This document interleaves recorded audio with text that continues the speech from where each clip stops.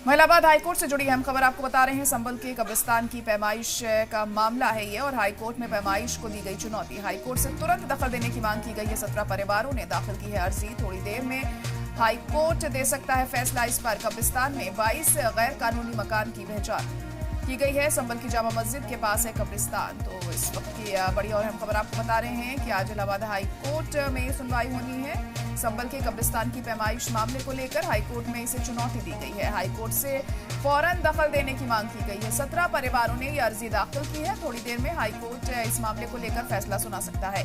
कब्रिस्तान में 22 गैर कानूनी मकानों की पहचान की गई है। संबल की जामा मस्जिद के पास ये कब्रिस्तान मौजूद है, जिसकी पैमाइश अभी कुछ दिनों पहले हुई और बताया जा रहा था गैर कानूनी तरीके से और कब्रिस्तान की जमीन पर कब्जा करके इन मकानों को बनाया गया है और जिसके चलते इसकी पैमाइश की जा रही थी। करीब 8 बीघा जमीन की पैमाइश की गई थी, लेकिन अब उसी को लेकर इलाहाबाद हाईकोर्ट में अर्जी दाखिल की है उन परिवारों ने जो इन मकानों में रहते हैं, जिनको लेकर कहा जा रहा है कि यह गैर कानूनी तौर पर बनाया गया है। अब आज हाईकोर्ट इस मामले में क्या कहता है, थोड़ी देर में सुनवाई होगी तो देखना होगा क्या इन परिवारों को कुछ राहत दी जाती है या फिर जो हालात हैं वो जस के तस बने रहेंगे।